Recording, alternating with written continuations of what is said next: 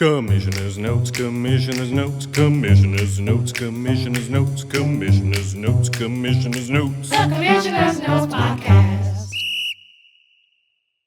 Well, week 14. Here we are right at the end of the regular season of fantasy football. We've solidified some spots. A couple people have been eliminated from the playoffs. We got something spicy brewing this week, though. We got one remaining playoff spot. Who's in contention for that spot, Marcus? That would be Brandon Smith, Of course. Kyle Alexander, Makes sense. myself. Oh, what? Yep. It's actually not just a chance at the playoffs. It's a chance to finish the season as a tier 1 team. It's something that I never thought I would be able to say. I've really risen from the beans and I'm now, I have a direct line to the playoffs. A couple chips got to fall my way. Just happy to be here. Brick by brick, as Jimmy said, and just never giving up on yourself, making all the right moves that you believe in your heart. When I traded Christian McCaffrey at the draft, everyone said that I was a stupid idiot. And I'm just here to prove everyone wrong. I said all year I'll see you in the playoffs, and you know what? I might be able to. Fantastic stuff, Marcus. Like I said, at the top of the rankings, we've got that pretty much solidified. Number 1, of course, Clint Evans. Number 2, Sam Camp. Number 3 is me. Nice. 4, 5, it's either going to be, I think, either Ryland or Trevor. We'll figure that. We got Sam Good in there. And then, like you said, we got that remaining spot for a miraculous comeback from one Marcus Reardon. If you would have asked me all season if he had any lick of a chance, I would have said no. Yep. But it's okay. I'm not asking for props. You can give it to me, but I don't need it. What you need is some good luck this Sunday against E. Kyler. Yep. For that final remaining playoff spot. Good luck to you, Kyle, and good luck to you, Marcus. Thank you. Very excited for the upcoming matchup. Now, as you might imagined, Marcus won last week. Let's get through the rest of week 13 here. I also won. Congratulations, Klug. Solidifying my spot as number 3 in the league going to the playoffs. I took down Rami. Nice. Another tough loss a little for softball Rami. toss for you right at the end of the season. 126.47 to 155.3. He stood no chance, but Rami, I think you got a good chance in the losers bracket. I do not think that you're going to get the tattoo this year. And then we got Teepak Shakur, another team name from DJ, falling 140.59. Valiant effort, though. That's a good amount of points. Good. To Kelsey Buckler. Yeah. 151.09. Sam Camp, he's a good team. Hoping for a huge performance from Sam this weekend. He is down 1 Zay Flowers and 1 Derrick Henry. Hopefully that doesn't affect him too much. Don't love to see Blake Corum having to start there. Kind of hate it. Wish you had a little more depth at that particular position this week. But you know what? I think Sam's going to pull through for me. And Sam, please pull through for me. Good luck, Sam. Good luck, Brandon. Obviously, Marcus. Very biased, rooting for Sam Camp this week. Yes, that would be really great if you could do that for me, Sam. Speaking of Brandon, team name Injured. Great team name, Brandon. Really love that one. 102.89. Taken down sad Bryce Robinson Jr. 90.69. Bryce just continues his steady decline down into the beans. He might actually be my favorite to lose now that I'm thinking about it. He doesn't have much hope or momentum going. Yeah, he didn't make any good moves at the trade deadline mixer either. What he should have done is picked up the entire Browns backfield. Yeah, we'll get to that. Clint doing what Clint does, winning. Mike, not McClunky Evans anymore because he got rid of sweet lad McConkey. And at a good time, too. I think Lad is injured going into this week. He's been a little banged up. He's a tough guy, though. I think he'll be all right. Tommy Labornza, 102.54. Tommy, that's not going to get it done. You obviously had Trevor Lawrence, who was murdered on the football field. That was terrible to see. R.I.P. That's not going to help him. Neither is the rest of his team. Tommy also might be a favorite for the tattoo. I think I take it back. It's not Jimmy, it's Bryce. Bryce is going to get the tattoo this year. I'm calling it now. Time will tell, baby. Time will tell. Jimmy, speaking of Jimmy, 148.36, taking down E. Kyler. your matchup this week. How many points did Kyle score this week? 92.34. That not very good. I love that. I'm loving the shit out of that. Let's have another week like that, Kyle. Come on now. He did not start Jerry Jeudy, though. He does have Jerry Jeudy waiting in the mist for you. 38.25 points from Jerry Jeudy. Yeah, but we've never seen that before. I don't know that we're going to see it again. I think Jameis was just locked in on him because he was facing his former team. Great game from Jerry Jeudy, but I don't anticipate another 30-point performance from Jerry Jeudy. No, I don't. Tough to say. Not too competitive from Kyle. Wasn't really close. John Parker's Romo, 140.23. That's a solid score, pal. Taking down the Lamarvelous fraudster. Yeah, Trevor really exposed himself this week. Thank God Nick Chubb kind of salvaged his week last night. Not that I needed it, but it's nice to see him get a little production. I'm officially, at least right now on my roster, I have benched Aaron Rodgers for Jameis Winston. It is a real thing. I just feel like if he can put up another 4-touchdown game, 3 interceptions, 2 pick sixes, I'm still going to end up with like 30 points from him. So another big week from Jameis, loading. God is good, and I'm really hoping that God can deliver him from pick sixes. Yeah, the fraudster, 87.37. Pathetic showing, Trevor. It's not going to hold up in the playoffs, Trev. I think you bounced round 1. Time will tell. And then we got Fringe Lord. Scary Fringe Lord. Best friend of my co-host here, yep, Marcus Reardon. Great friend of mine. I saw him this week at the party, and I gave him a straight-up hug immediately. He tried to shake my hand. I said, we don't do that. We hug. We bonded a little bit more this weekend over the party. If you weren't at Harry's party this weekend, you really missed out. That was a banging ass time. Thanks for everybody who showed up on behalf of Harry and myself. But yeah, Sam Good, great friend of mine, great team. Really proud of him. Just proud of that guy.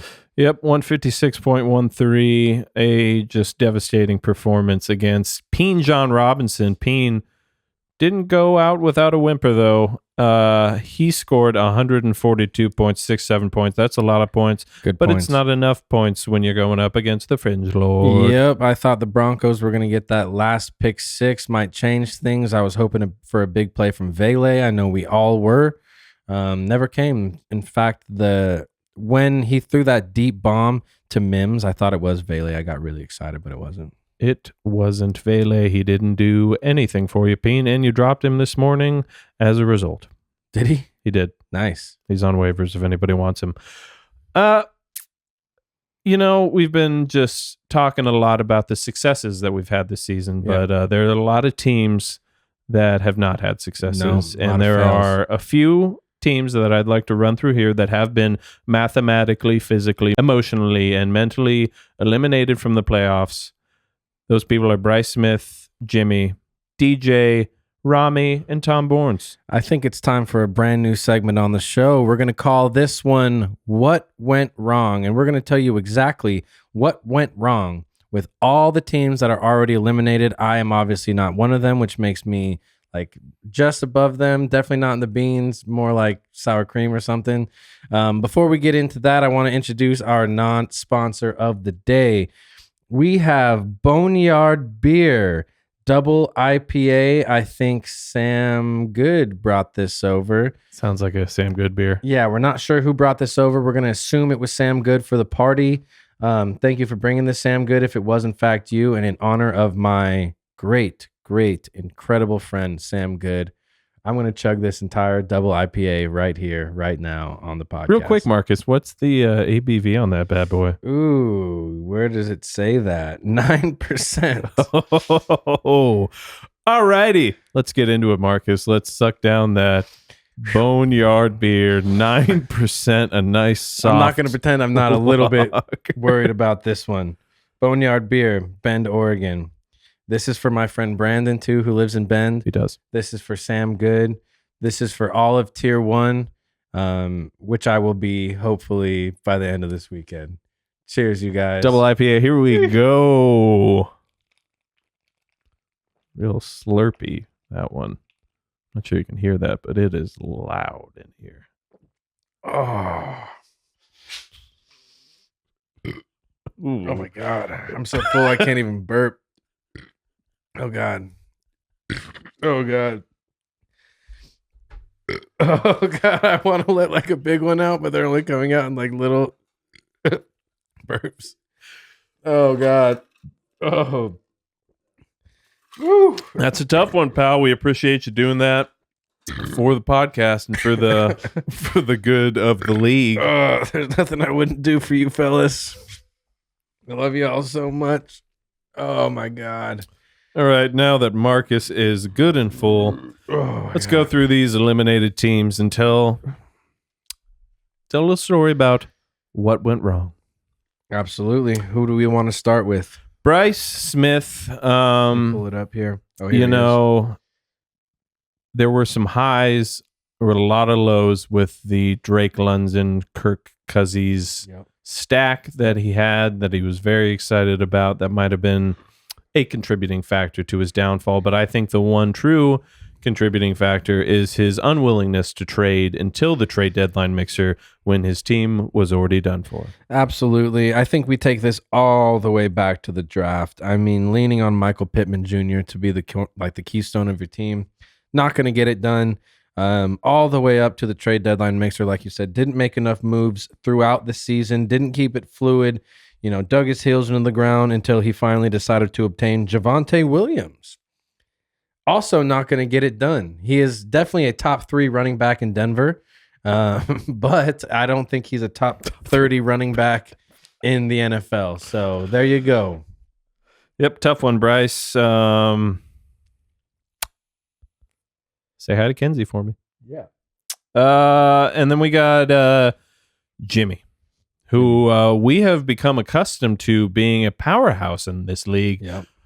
Let's not beat around the bush. We know why he did not succeed. It was the draft. He chose his wife's 30th birthday party over our fantasy football draft. And Wild. Clearly it was a terrible mistake, Jimmy. Yeah, I can't even blame him for not being there, but there's a saying that I go back to over and over and over, and that is you cannot win the league at the draft, but you can lose it. Mm-hmm. He took his eye off the ball this year. Hopefully we don't have the same mistake next year. Best of luck to you, Jimmy, and best of luck in the losers bracket. Best of luck in the losers bracket. Say hi to Allie for us. And then we got Tupac Shakur DJ. Bit of a surprise this year. He was coming in so hot as a rookie last year, just taking no prisoners. And we just, God. look at that. I've released you That from felt burp good. Thank purgatory God. with my burp. He did so well last year and he made it look effortless. Yeah, absolutely. Like he does in many physical sports. Yes. But this year, just the dice did not roll his way. No, certainly did not. I think the best move he made all year was acquiring Jalen Hurts, so you got to give him some of that. He also has Drake May stand out for sure. Seems like he threw in the towel, not this past week, but the previous week. I think he played Alexander Madison, even though Alexander Madison was out. He could have plugged in any number of people. Actually, not any number of people. I think he just could have plugged in Gus Edwards to at least fill the spot. He did not. Down year for him. We all have him, Deej. Looking at your team, it's really not in horrible shape. A lot of bad luck. 3-10 is just not going to get it done. Hoping for more wins for you next year, pal. And good luck in the losers bracket. What went wrong? You got to be careful when you're chasing stacks. Yeah. Stacks Oh, yeah. can be really nice, but they Yeah. can also hurt you bad. And Forgot he was a DJ double chasing stacker. that double stack, I think, was pretty detrimental, especially when one of those double stacks was Deshaun Watson. Deshaun Watson is definitely a huge reason why DJ is where he is right now. I did not realize Deshaun Watson was 1-6 before he went out. I think we had that realization last night during the Browns Yep. game. Browns are 3-10, and I think a lot of that has to do with Deshaun Watson. Jameis Winston is a better player, unfortunately. Sorry about that, DJ. Deshaun Good Watson. luck in the losers bracket. Say hi to whatever beautiful girlfriend you have. We probably don't know her name, but all right. And then Rami, I have dubbed him this year the Mikey Krask of the league, which Mikey Definitely. Krask was a member of our league a couple years ago, and he had just such a phenomenal team. A lot of lethal players, scored a lot of points, but he never won any games. Yeah, it is a little bit surprising just looking at the roster. Rami was active all year. He was making trades, so you can't fault him for not trying. He certainly didn't give up. He fought till the very end. 4-9. One of these years is going to be Rami's year, and it hasn't been the last few. I can't remember the last time Rami was like in a championship contention. But you know what? He fought all year long. That's all you can do. It's not for lack of trying. You know as well as I do, the man cares a whole lot, and for that we salute you. What went wrong? Bad luck. I mean, I really don't even know what else to say as other than that. What do you think went wrong? Sometimes the cookie crumbles all over your fucking face, and unfortunately that was Rami this year. Inconsistent play from superstars. That's what I'm going to blame on Rami's season, but good luck in the losers bracket. The Rami. process was correct, Rami, but best of luck to you in the losers bracket. Say hi to Jackie for me. Say hi to Jackie for me. And then we got our sweet Tommy Labornza, MVP of every wedding that he has ever attended. Yep. 4-9, not much going on there. I think he believed in the Arizona Cardinals a little bit too much. He thought he had it all when he got that Kyler Murray and Marvin Harrison Jr. stack, and it really didn't do much for him. I think he wasn't, and this is going to sound dumb, he wasn't top heavy enough. There are teams in this league that are too top heavy.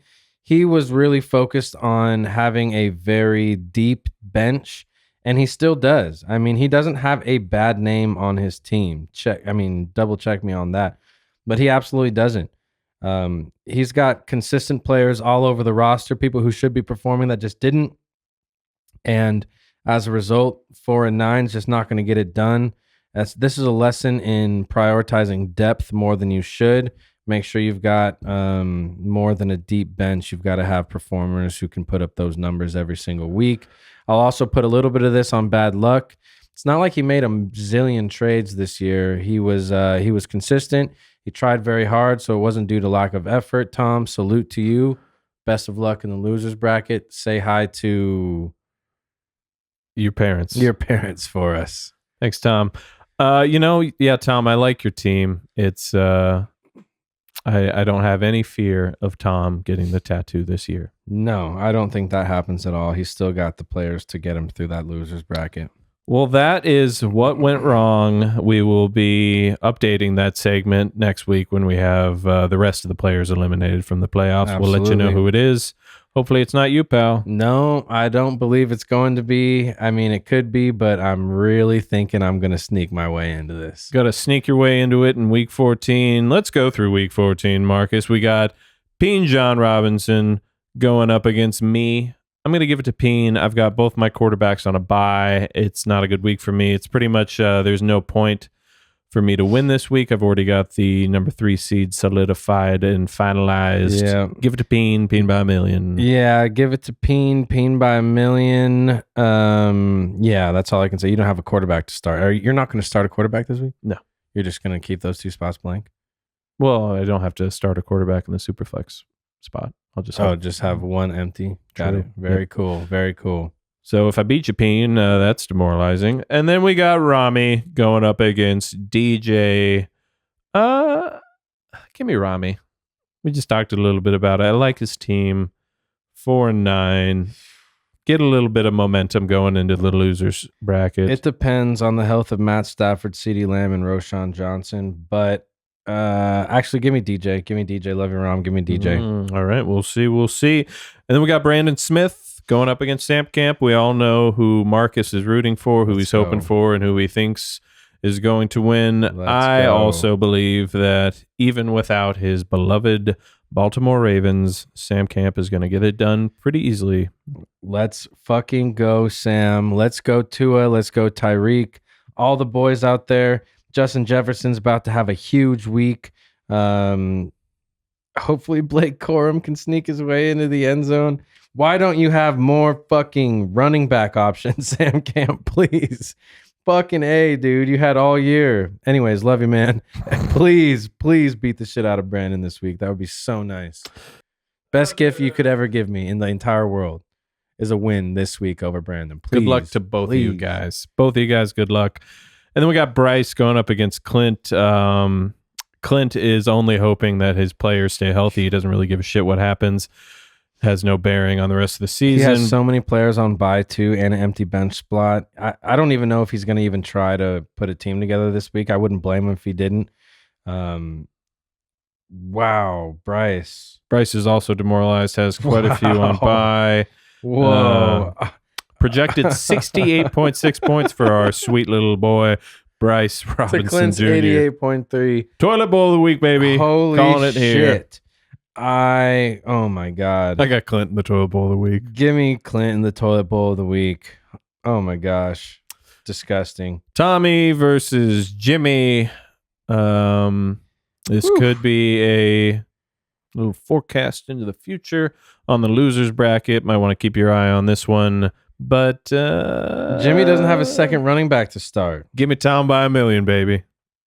Oh my gosh, this is such a gross week. Why would the NFL put so many buys on week 14? This is like the most amount of buys I've ever seen going into the playoffs. Truly of devastating fantasy. for a lot of teams. The fantasy department at ESPN needs to talk to the NFL and figure out a way to make sure that this shit does not happen.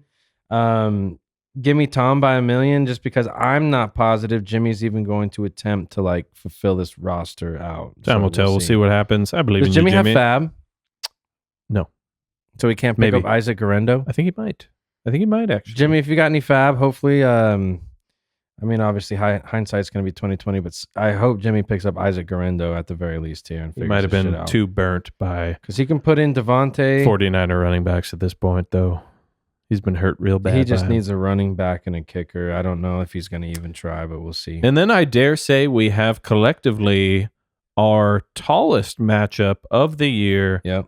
Lamarvelous Fraudster, Trevor James Wallstrom, going up against Fringe Lord. Fringe Lord's going to tear that ass up. Yeah, Fringe Lord by a million. And then that takes us to our matchup of the week. It's extremely important for playoff implications and for the just mental well-being of my co-host Marcus Reardon. John Parkus Romo, Marcus versus Kyle.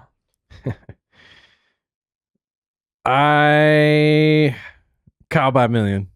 Wow, Yep. he's Kyle by a million. going with the old reverse Totally. He's psychology gonna this beat week. my ass into submission. Kyle by 100 million. I don't know. Kyle's looking pretty healthy. Anybody's ball game. If you can find a nice defense on waivers, I should be able to. I'll just get up at 3 a.m. give me Marcus by a million. Don't do that. Don't do that. Just for you, pal. Baby. Just for you, baby. Give me Kyle by a million. He's a way better team. He's going to kick my ass. That's week 14. Pins and needles all week. Marcus is going to be just waiting to see. You're gonna tune in next week and you will find out. As a special segment here, Klug, Iowa State versus Arizona State this weekend. Who you got? Big 12 championship. It's going to be a good game. Shout out Juliana Nicosia. She's going to be up in the press box Yep, rooting yep, shout on ASU, our beloved Sun Devils. Yep. Fuck it. Give me ASU. Fuck it. Give me ASU too. Go motherfucking Devils. Thanks for tuning in to the Commissioner's Note podcast, everybody. We hope that you interact, like, subscribe, follow. It's been a pleasure speaking to you. Yes. Drop your thoughts. Thank you to Boneyard Beer. That shit was very strong. That was good. That's gonna make for a good bit. Go Sun Devils. See ya. Peace.